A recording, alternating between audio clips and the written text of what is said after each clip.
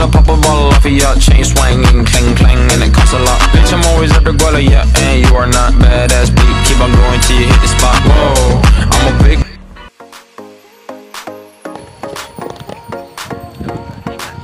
Assalamualaikum.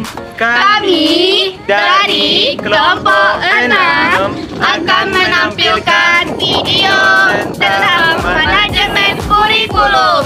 Selamat menyaksikan. Dadah.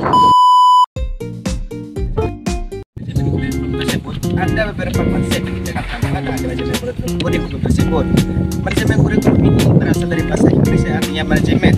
Kata-kata yaitu to manage yang diartikan secara umum sebagai menyeluruh atau kemampuan menjalankan dan mengontrol sesuatu urusan. Nah, secara etimologisnya istilah kurikulum ini berasal dari bahasa Yunani yang artinya yaitu kure yang artinya berlari, sedangkan kurer yang artinya berpacu. Jadi kurikulum ini dapat diartikan yaitu jarak yang harus ditempuh. Secara etimologisnya kurikulum ini adalah sekedar memuat atau dibatasi pada sebuah mata pelajaran yang digunakan guru, yang dipelajari guru kepada siswa gunanya untuk mendapatkan ijazah.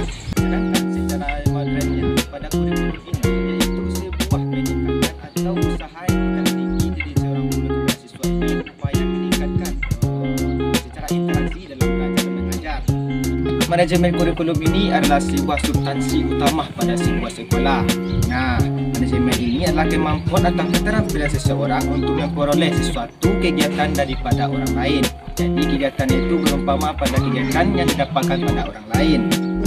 Kaitan dari sistem kurikulum ini adalah dari sistem pengelolaannya yang bersifat kooperatif, komprehensif, sistematik, dan sistematika dalam pengelolaan kurikulum ini. Konsep manajemen kurikulum ini pada umumnya adalah mengotak-atik mata pelajaran yang ada pada kurikulum. Itu bisa berupa dari perbaikan, penambahan, atau pengurangan pada mata pelajaran. Terdapat 5 prinsip dalam manajemen kurikulum. Yang pertama, produktivitas. Hasil yang diperoleh dalam kegiatan kurikulum merupakan aspek yang harus dipertimbangkan dalam manajemen kurikulum. Yang kedua, demokratis. Pelaksanaan manajemen kurikulum harus berdasarkan demokrasi yang menempatkan pengelolaan, pelaksanaan, dan subjek didik pada posisi yang sebelumnya dalam melaksanakan tugas dengan penuh tanggung jawab dan untuk mencapai tujuan kurikulum. Yang ketiga, kooperatif. Kooperatif itu untuk memperoleh hal yang diharapkan dalam kegiatan manajemen kurikulum, jadi perlu adanya kerjasama yang positif dari kalangan berbagai pihak. Yang keempat, efektivitas dan efisiensi. Rangkaian kegiatan manajemen kurikulum yang harus mempertimbangkan efektivitas dan efisiensi untuk mencapai tujuan kurikulum, sehingga kegiatan manajemen perlu biaya, tenaga, dan waktu yang relatif singkat. Yang kelima, mengarahkan visi dan misi. Kurikulum harus dapat memperkuat dan mengarahkan visi, misi, dan tujuan kurikulum. Apapun teknik dalam manajemen kurikulum, yang pertama itu perencanaan.